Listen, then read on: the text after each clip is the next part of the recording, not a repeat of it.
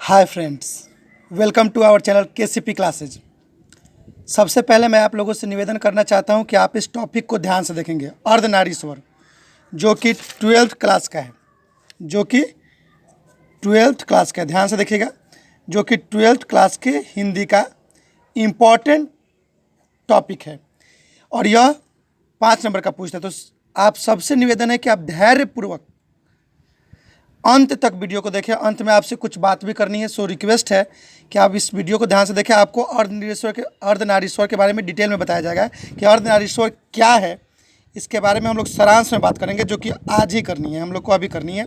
लेकिन इसके पहले हम लोग चाहते हैं कि अर्धनारीश्वर के लेखक के बारे में हम जान लें कि इसको लिखा किसने है।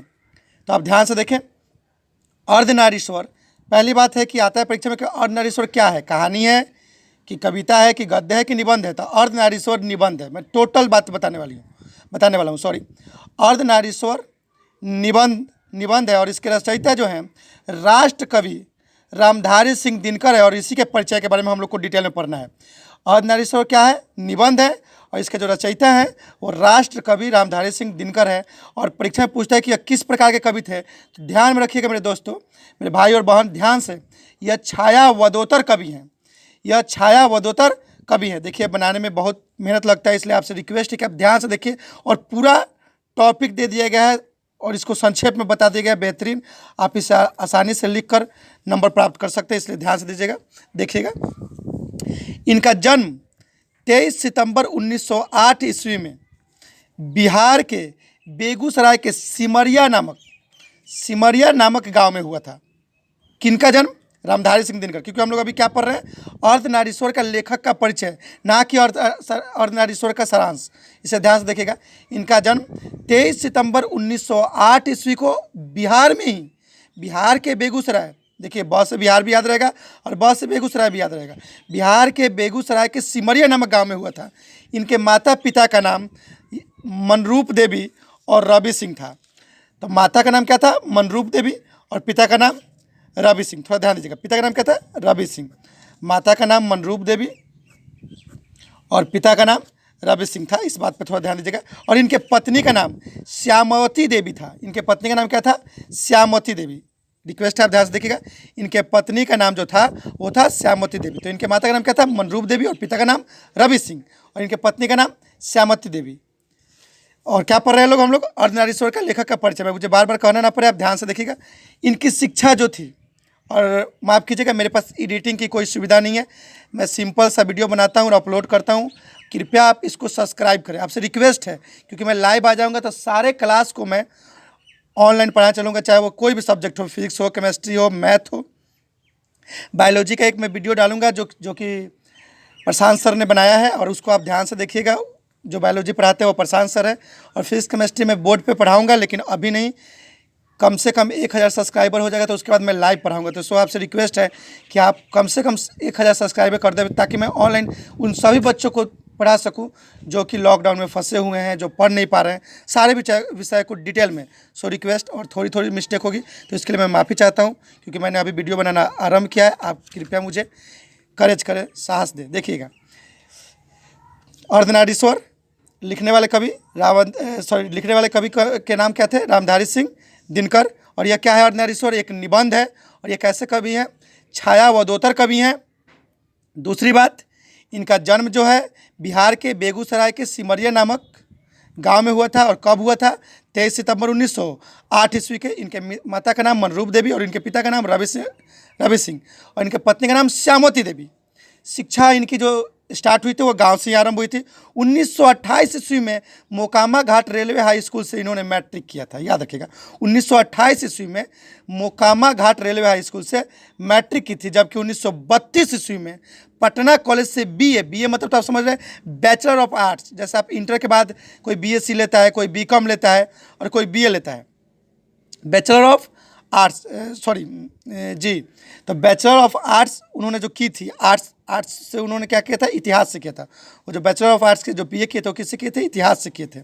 नौकरी कहाँ की थी? एचई स्कूल में प्रधानाध्यापक रह गए।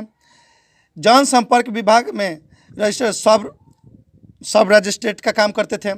बिहार विश्वविद्यालय में प्रोफेसर का काम करते थे। फिर से शिक्षा गांव से आरंभ हुई थी। 1928 ईस्वी में उन्होंने मैट्रिक की थी और कहाँ से की थी?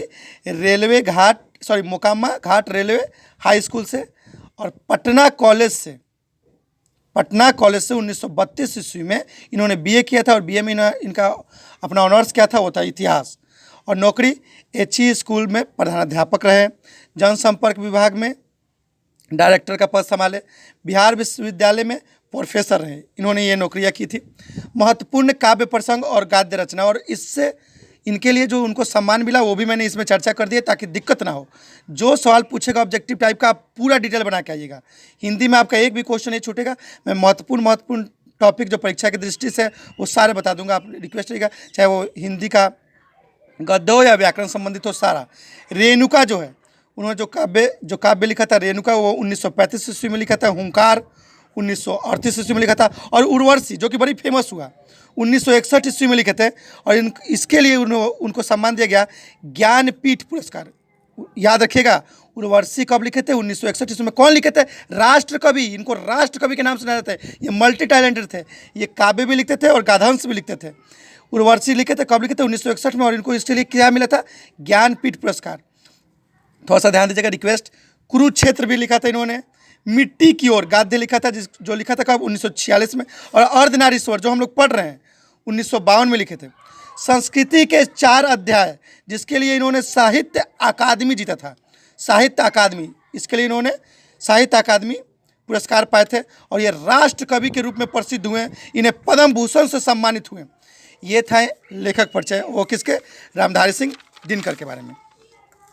अब हम लोग अर्धनारीश्वर का सारांश पढ़ेंगे।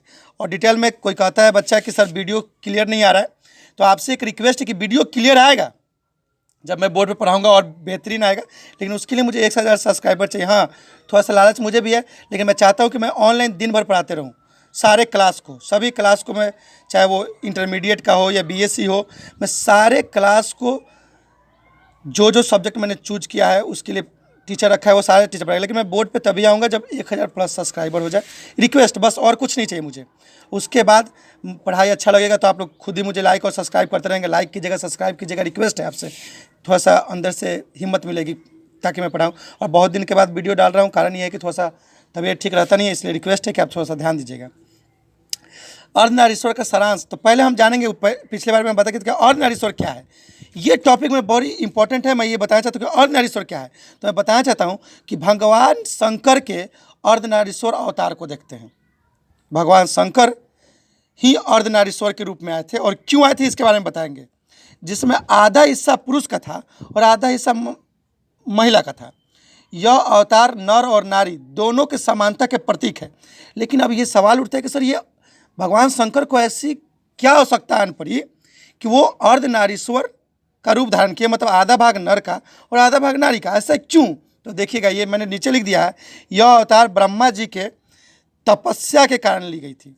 लेकिन ब्रह्मा जी ने ऐसी तपस्या क्यों की थी? सवाल ये उठता है, ब्रह्मा जी ने तपस्या ऐसी क्यों की थी?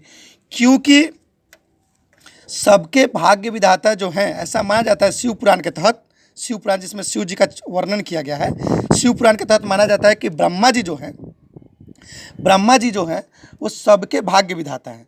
तो जब इन्होंने प्रजा को बनाया तो ऐसा माना जाता है कि पहले महिला का कोई अस्तित्व, पहले महिला जन्म ही नहीं ली थी, महिला का कोई जन्म ही नहीं हुआ था। तो और बिना महिला का किसी भी व्यक्ति का कोई अस्तित्व नहीं है, ये आप भी जानते हैं। माँ शब्द अपने में एक सर्वोत्तम शब्द है, थोड़ा सा ध्यान दीजिएगा। तो ब्रह्मा जी जब देखे कि प्रजा का तो विनाश हो रहा है, धीरे धीरे प्रजा का क्षय हो रहा है, अब सोचे कि इस तरह तो सृष्टि का अंत हो जाएगा, क्या किया जाए, इसका कोई उपाय। तो ब्रह्मा जी ने तपस्या किया। तो भगवान शंकर उनके तपस्या से खुश होकर आधा शरीर जो था नर का और आधा शरीर नारी का रूप लेकर उनके सामने गए, और नारी के देवी शक्ति को, जिसको आज वो शक्ति भगवान से भी कहीं ऊपर है, उस देवी शक्ति को अपने शरीर से अलग कर दिया। और उसी समय से पुत्री का जन्म हुआ। दक्ष के घर में पुत्री का जन्म हुआ, और उसी समय से महिला का परंपरा क्या होने लगा, चलने लगा, और ये सृष्टि बच गई। यानी कि सृष्टि को चलाने के लिए महिला बहुत इम्पोर्टेंट है। इसलिए नारी की हमेशा रिस्पेक्ट किया जाए। बाकी बातें सारांश में होती रहेंगी, ध्यान दीजिएगा। आप ये समझ गए कि अर्धनारीश्वर का रूप किसने दिखाया था? तो भगवान शंकर ने। क्यों? ब्रह्मा जी के तपस्या के कारण। और ब्रह्मा जी ने तपस्या क्यों की थी? क्योंकि प्रजा का जो प्रजा था वो धीरे धीरे उस सृष्टि का क्या हो रहा था? अंत हो रहा था। और इस सृष्टि को बढ़ाने के लिए पुत्री की आवश्यकता थी, और उस पुत्री एक नारी की आवश्यकता थी। और उस नारी को अपने शरीर से अलग करने वाले जो इंसान थे, भगवान थे, वो थे भगवान शंकर। यह निबंध, अब मैं सारांश पे आता हूँ। यह निबंध राष्ट्र कवि रामधारी सिंह दिनकर द्वारा रचित है। यह भगवान शिव और माता पार्वती का एक कल्पित रूप है, जिसमें आधा भाग भगवान शिव का था और आधा भाग माँ पार्वती का था। एक जो उसमें आँख था वो विकराल रूप धारण किए हुए था, और एक आँख जो था माँ पार्वती का, जो कि सुरमई कोमलता का प्रतीक था। एक पैर जो कि बाघों की खालों से ढका हुआ था, और दूसरा भाग जो कि रेशम की साड़ी से ढका हुआ था। आप समझ ही रहे हैं, क्योंकि आधा भाग नर का था और आधा भाग नारी का था। और ऐसा माना जाता है कि आधा भगवान शिव का जो पूरा शरीर था उसमें आधा भाग शिव का था और आधा भाग माँ पार्वती का था। और नारीश्वर इस बात का प्रतीक है कि नर और नारी पूर्ण रूप से समान है। पूर्ण रूप से क्या है?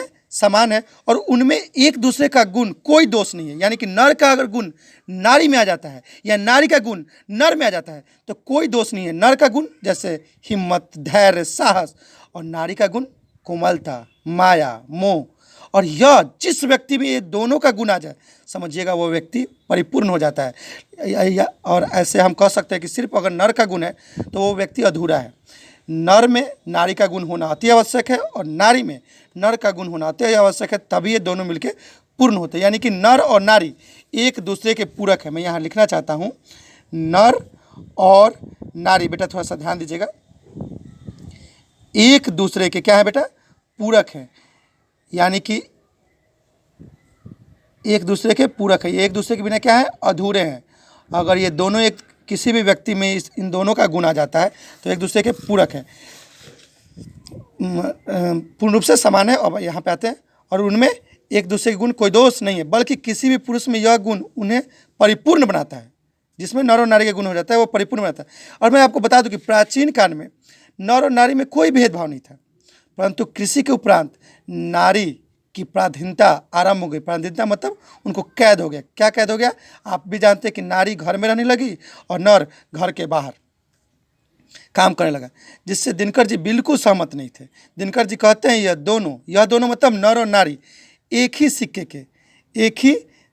के दो पहलू हैं। यानी कि अगर ये नर और नारी एक ही सिक्के के क्या है? दो पहलू हैं। इनके बिना किसी भी सृष्टि का निर्माण नहीं हो सकता है। गांधी जी ने भी नारीत्व की साधना की थी। इसका प्रमाण गांधी जी, यहाँ पे थोड़ा ध्यान दीजिएगा, गांधी जी ने भी अंतिम दिनों में नारीत्व की साधना की थी। इसका प्रमाण गांधी जी की पोती के द्वारा लिखित बापू मेरी माँ, वो बापू को पिता नहीं बोलती है पोती, वो क्या बोलती है? दादा नहीं बोलती है, वो क्या बोलती है? बापू मेरी माँ। यानी कि बापू में नारीत्व का गुण था, इसीलिए वो परिपूर्ण थे। बापू मेरी माँ में मिलता है। दिनकर कहते हैं कि पुरुष में नारीत्व और नारी में पुरुषत्व, मतलब पुरुष में नारी का गुण होना और नारी में पुरुष का गुण होना किसी भी व्यक्ति को परिपूर्ण बनाता है। किसी भी व्यक्ति को क्या बनाता है? परिपूर्ण बनाता है। यानी कि यह अगर किसी में नर और नारी दोनों का गुण हो तो यह कहीं भी समाज के लिए बुरा नहीं है, बल्कि यह समाज को एक पूरक के रूप में कार्य करता है और समाज और सृष्टि को बढ़ाने में अहम योगदान देते हैं। इसलिए हर एक व्यक्ति में नर और नारी का गुण होना चाहिए। दिनकर भी कहते हैं, और इसके साथ साथ महान विभूतियों भी कहते हैं, जिसमें रविंद्रनाथ टैगोर, स्वामी विवेकानंद इत्यादि आते हैं। अंतिम क्षण में अब मैंने सारांश भी ख़त्म कर दिया, लेखक परिचय भी मैंने बता दिया। इसके उपरांत मैं ये कहना चाहता हूँ, आपसे रिक्वेस्ट है कि मैं सभी मेन टॉपिक को आपको और टोटल डिटेल में मैं आप सारे टॉपिक को पढ़ाऊँगा। जैसे फिजिक्स में मैंने पढ़ाया है, चूँकि मेरा नाम कृष्ण हुआ आप तो जानते ही हैं, फिजिक्स में मैंने पढ़ाया है।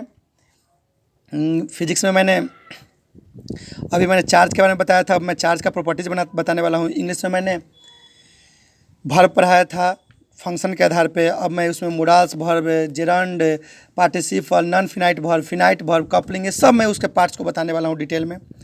केमिस्ट्री में भी आऊँगा, मैथ में भी आऊँगा, लेकिन इसके लिए मैं चाहता हूँ कि आप कम से कम 1000 कर लेंगे ताकि मैं लाइव पढ़ा सकूँ। आपसे रिक्वेस्ट है कम से कम 1000 आप सब्सक्राइबर करें, 1000 प्लस आपसे रिक्वेस्ट है। आप सभी ने इतना हेल्प किया है, मैं चाहता हूँ कुछ और कर दे, आपसे रिक्वेस्ट है। मैं थोड़ा जल्दी में बोल रहा हूँ, लेकिन फिर भी आप मेरी बातों को ध्यान दें। और मेरे चैनल का नाम आप सभी जानते हैं, KCP माँ क्लासेज, जिसमें आज हो सकता है कि मैं एक वीडियो अपलोड करूं जिसमें प्रशांत सर पढ़ाएंगे आप सबको। प्रशांत सर आज आप लोग को पढ़ाने वाले हैं बायोलॉजी। देखकर बताइएगा कि कैसे पढ़ा रहे हैं, क्या पढ़ा रहे हैं, आप बताइएगा। और हाँ, थोड़ा वो इंग्लिश में पढ़ाते हैं, तो आप उस पर भी ध्यान दीजिएगा। और इंग्लिश और हिंदी दोनों चलेगा, दोनों मीडियम, चाहे वो किसी भी बोर्ड का बच्चा हो। तो आपसे अनुरोध है, इंग्लिश और हिंदी दोनों मीडियम में चलेगा। अगर कोई दिक्कत होता है, प्रशांत आज बोर्ड पे पढ़ाएंगे, लेकिन चूंकि मैं बोर्ड पे तभी पढ़ाऊंगा जब 1000+ सब्सक्राइबर हो। तो सो आपसे रिक्वेस्ट है कि आप कृपया सब्सक्राइब करें, लाइक करें, और जितना हो सके आपसे रिक्वेस्ट है कि शेयर करें, ताकि सभी बच्चे पढ़ सकें। बेटा, और एक बात, सबसे हम लोगों को मिलजुल कर रहना है। और इस लॉकडाउन में घर पर रहकर अगर हमको अच्छी तैयारी करनी है, तो आप सबको इस शेयर करें। और मैं आपको विश्वास दिलाता हूँ कि कहीं से भी आपको किसी भी सब्जेक्ट में कोई त्रुटि नहीं होगी। और जो भी सवाल पूछना होगा आप कमेंट्स में बताइएगा, मैं बताऊँगा। लेकिन मैं सोच रहा हूँ कि पहले 1000 सब्सक्राइबर हो, ताकि मैं लाइव आऊँ तो मैं बोर्ड पे बेहतरीन बताऊँगा। आप कृपया करके आप मदद करें, घर वाले जहाँ, और जितना हो सके आप इसको शेयर करें, रिक्वेस्ट, और सब्सक्राइब करने के लिए कहें, लाइक करने के लिए कहें, ताकि मेरा मेहनत सफल हो। बहुत दिन के बाद मैंने फिर वीडियो अपलोड किया है, लेकिन मैं अब कोशिश करूँगा कि आज मैं मैथ का भी 10th क्लास का वीडियो अपलोड करूँ। 11th का बच्चे कह रहे थे कि सर थोड़ा इस बात को थोड़ा ध्यान से सुनिएगा कि सर हर एक सब्जेक्ट का चैप्टर वाइज पढ़ाइए लगातार। मैंने कहा जी हाँ बिल्कुल, लेकिन इसके लिए मुझे चाहिए लाइव क्लास, क्योंकि मैं बनाऊंगा लाइव क्लास पे, सिर्फ बोर्ड पे बनाते रहूँगा, मेरा डबल मेहनत नहीं पड़ेगा। एक बार मैं बनाता हूँ फिर समझाता हूँ। तो इसलिए आपसे रिक्वेस्ट है कि आप कृपया मेरी मदद करें, कृपया मेरी मदद करें, रिक्वेस्ट, ताकि मैं बोर्ड पे पढ़ा सकूँ। इसलिए रिक्वेस्ट है आप लोगों से, मैं बार बार कर रहा हूँ, KCP माँ क्लासेज, KCP माँ क्लासेज लाइक करें, और जितना हो सके मेरे भाई बहन दोस्त शेयर करें, ताकि हर एक लोगों को पहुँचेगा, और हर एक सब्जेक्ट की पढ़ाई होगी, और हर एक क्लास की, आई मीन टू से 9, 10th, 11th, 12th और BSc। सो रिक्वेस्ट है आपसे, आप मदद करें। और बायोलॉजी का भी एक मैं वीडियो आज अपलोड करने वाला हूँ, प्रशांत सर का। वो वीडियो बोर्ड पे बनाए हैं, लेकिन मैंने अभी बोर्ड पे बनाया नहीं है। जब मैं बनाऊँगा तो मैं कोशिश करूँगा कि बेहतरीन बनाऊँ। सो आपसे रिक्वेस्ट है कि आप लाइक करें, शेयर करें, और इसको सब्सक्राइब जरूर करें।